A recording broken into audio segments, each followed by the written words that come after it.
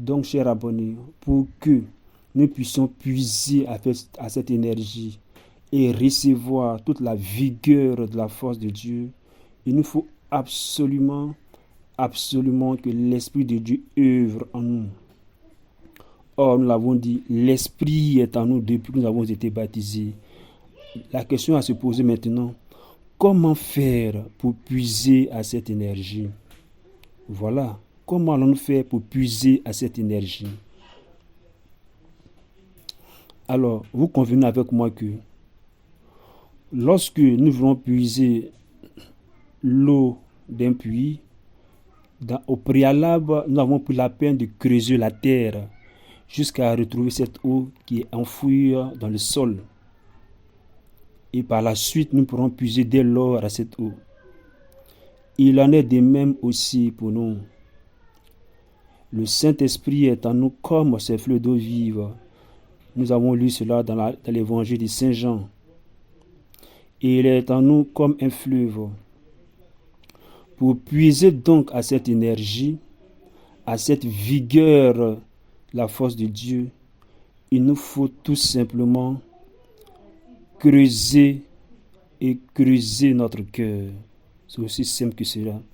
Il nous faut tout simplement arriver à creuser notre cœur. De même que nous creusons la terre pour obtenir de l'eau, du coup, également pour puiser à cette énergie divine qui est enfouie à l'intérieur de nous, il nous faut creuser la terre de notre cœur. Il nous faut creuser la terre de notre cœur. C'est en cela que nous pouvons comprendre dans l'évangile de Saint Luc, Luc chapitre 6, versets 47 à 49. De l'homme qui voulut bâtir sa maison, la Bible nous enseigne que cet homme a d'abord pris la peine de creuser la terre, de la creuser en allant en profondeur et de poser les fondations sur ce roc. À ce propos, j'ai écrit un livre, Comment faire pour avoir un cœur creusé en allant en profondeur. Et ce, dans mon livre intitulé Bâtir sur le roc, dont également le lien sera laissé dans la description de cet enseignement. Chers abonnés, nous disons que pour puiser donc à cette énergie divine qui est enfouie au fond de nous, tout simplement, il faut creuser notre cœur. Alors, mais comment allons-nous faire pour y arriver? C'est là toute la question. Comment ferons-nous pour creuser la terre de notre cœur? Et c'est en cela que nous disent les pères de l'Église. Plus que tout, la prière devient l'unique nécessaire à accomplir pour parvenir à creuser la terre de notre cœur. Chers abonnés, et laquelle des prières? Et la prière dont il est question ici, c'est la prière de supplication. Chers abonnés, lorsque nous arrivons à supplier dans la prière avec le cœur, cette prière de supplication opère comme une épée. La prière de supplication elle-même, elle nous creuse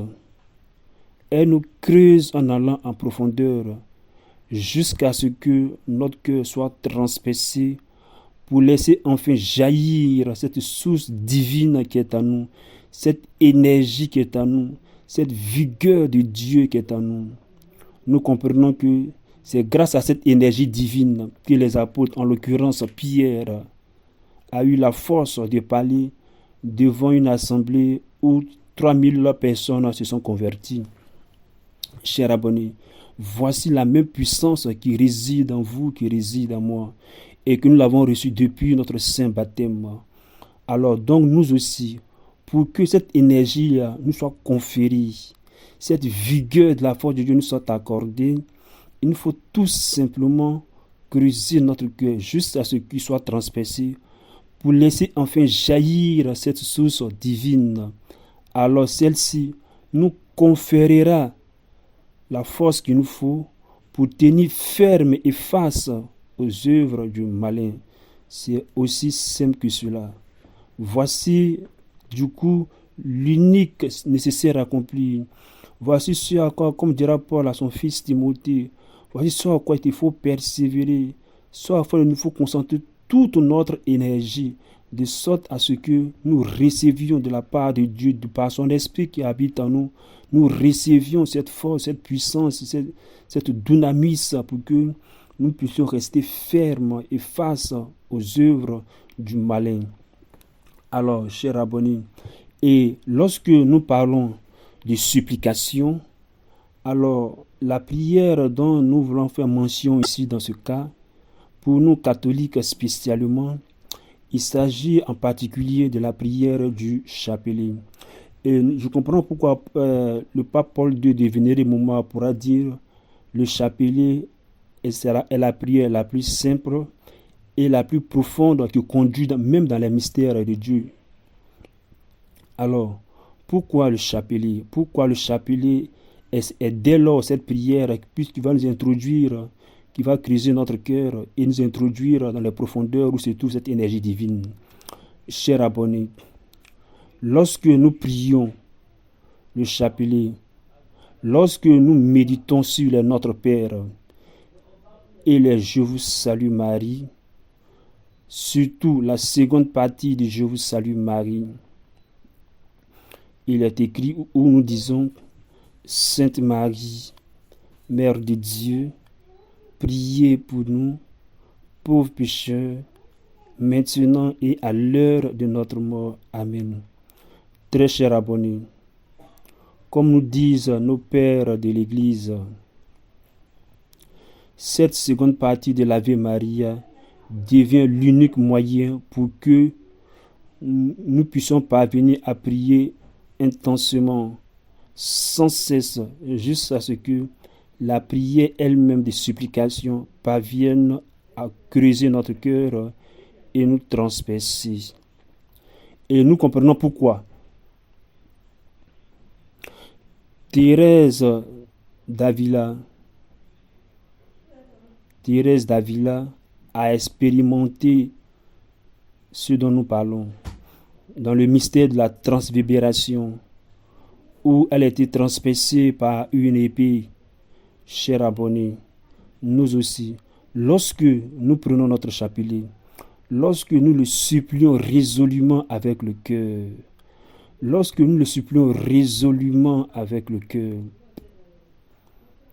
alors nous parviendrons nécessairement à obtenir ce cœur transpercé. À propos de la prière avec le cœur, j'ai aussi écrit un livre intitulé « Pourquoi prier avec le cœur ?» dont le lien également sera laissé dans la description de cet enseignement.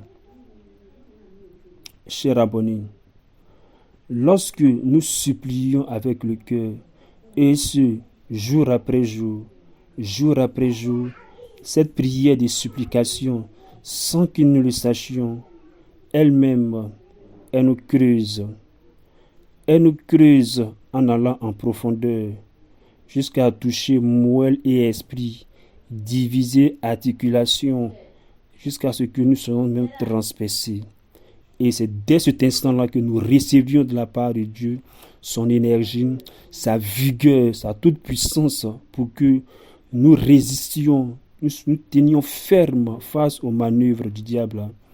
Raison pour laquelle nous comprenons pourquoi notre Seigneur Jésus-Christ lui-même, la Bible dit que après que Jésus soit revêtu de l'Esprit Saint, c'est alors que le diable s'est écarté de lui. La Bible dit que Jésus étant rempli de l'Esprit Saint, le diable a par 3 fois essayé de le tenter. Mais la finalité de cette partie du texte nous dira que, et par la suite, celui-ci s'est écarté de lui jusqu'au moment opportun. Donc nous aussi, frères, lorsque nous sommes revêtus, lorsque l'Esprit a émané de nous, lorsque nous avons transpercé notre cœur par la supplication avec le cœur, alors nous avons revêtu de l'or le Saint-Esprit. Dès l'instant que nous avons revêtu le Saint-Esprit, c'est alors que nous pourrons, comme dit Paul par la suite, la seconde partie de cette recommandation qui dit « Revêtez maintenant l'armure de Dieu pour que nous puissions tenir ferme également. » Et cette armure-là donc a été citée. Entre autres, il parle du casque du salut, de la cuirasse de la justice, du bouclier de la foi, de l'épée de l'esprit, de la ceinture de vérité. Or, chers abonnés, si l'on regarde bien, ces éléments ne sont pas des objets extérieurs, ce sont des attributs de Dieu lui-même. De la justice, c'est la justice de Dieu. La vérité, c'est le Christ lui-même. La foi, c'est l'adhésion vivante à Dieu. L'esprit, c'est Dieu ton nom. Donc, chers abonnés, lorsque nous avons puisé à cette énergie, alors nous avons par la suite revêtu l'armure de Dieu que nous venons de citer. C'est alors que désormais nous pourrons faire face aux manœuvres du diable. Voilà ce que nous avons partagé avec vous aujourd'hui concernant notre thème du jour. Très chers abonnés, le temps est favorable. Nous sommes entrés dans ce temps glorieux du temps de carême, ce temps favorable pour que nous soyons revêtus d'en haut, de la force d'en haut, pour pouvoir vaincre et pouvoir faire face aux manœuvres du diable. Alors, merci de nous avoir écoutés.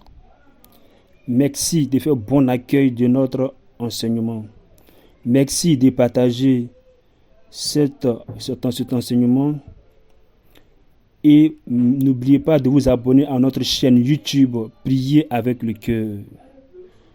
Et à la prochaine pour notre enseignement. D'ici là, portez-vous bien et que le Seigneur vous bénisse.